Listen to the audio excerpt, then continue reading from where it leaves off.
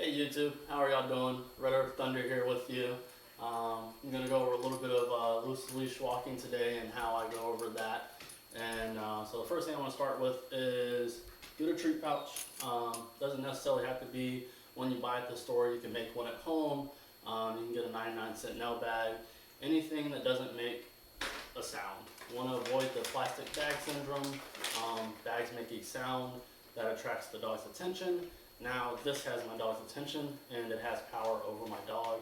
I don't want anything between me and my pups. And so take the treats out of the bag, put them in a pouch so that this sound isn't what's giving them their attention. Alright, so I'm not a big fan of the flexi leads. There's too many variables when it comes to them. You can't control the dog. They can be 2 feet with you, 20 feet out. And just get a regular 5 or 6 foot leash.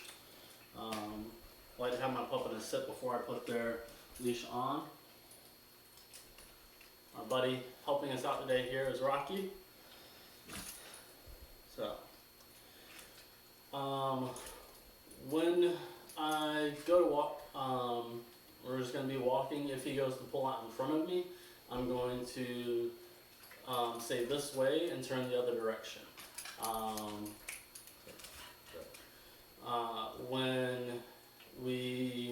Every time before we get ready to turn, I'm going to say this way for 2 reasons. One, he's going to pick up on the verbal cue, and 2, dogs are body language freaks, and so he will start to pick up on the body language as well. And so as my feet and hips turn, he will respond to that. And we want to keep his attention on me, so anytime he looks at me and presents that behavior, then I want to reward that. The big thing when it comes to pulling, which is the main reason most people want me to help them with their walking, and I get asked this question a ton, is that the dog's lunging and stuff. And so as you see the dog's getting ready to pull, go ahead and turn the other direction. This way, go the other direction.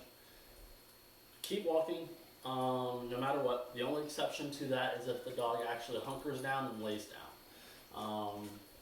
You don't want to drag the pup. But if their legs are moving, even if it's the opposite direction, we're going to keep going. There are some high distraction things out there that we just got to get them away from it. If they're reacting to something, that means that they're too close to the distraction. And we've got to desensitize them to that, whatever it may be. Whether it's other dogs, or whether it is squirrels, whatever it may be. Alright, so without further ado, let's get into a little bit of walking.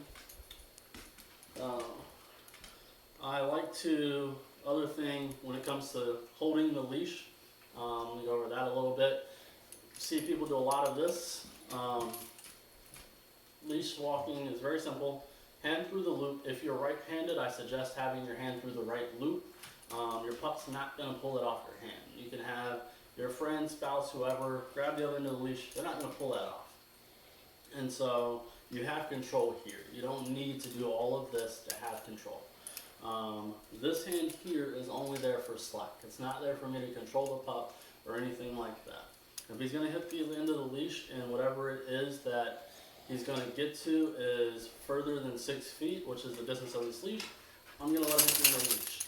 Now, if there is something that he's going to cause harm to or something's going to cause harm to him, then I will, in that situation, shorten down the leash and keep him from getting to that. That is the only exception to that, though. So, let's go. This way. Stay with me. This way. Good. That eye contact is what you want. Eyes are on me. Good. One. This way. Good. So I don't want to get him in the habit this way of coming up to get the treats the way he just jumped up like that. Good. This way. Uh-oh. Wait. Uh-oh. Wait.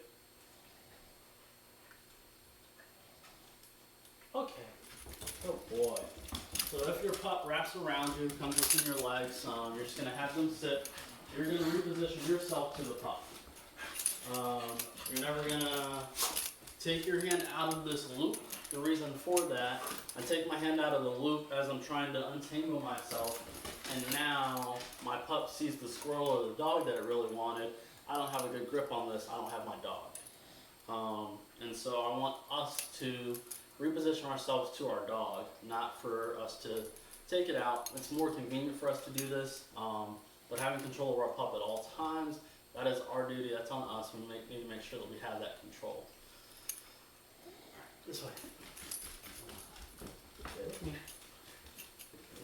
This way. Good. This way. Good.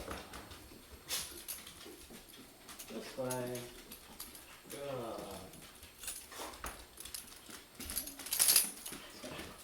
Good. We want our pups to sit when we stop. That is something that you can focus on later. This video, and I'll have some videos later with pups that are learning walking from the beginning that haven't had any exposure to the leash at all. Rocky's had a little bit of exposure here, and so his sitting and stuff at the end, just don't focus on that too much right now. The biggest thing is that they're slacking the leash. Don't get too caught up if the pup's a little in front of you, a little behind you. Those things aren't huge. We're not too focused on that. We're not working on heel. We are working on our pup having some slack in the leash. That's what we're after here.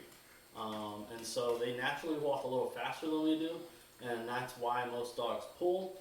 And then you have a lot of your working breeds that were designed to pull, and then we're wondering why they pull. So keep in mind, we got to show them what it is that we want. Don't get too caught up in what it is your dog is doing that you don't want. Focus on what it is that you do want.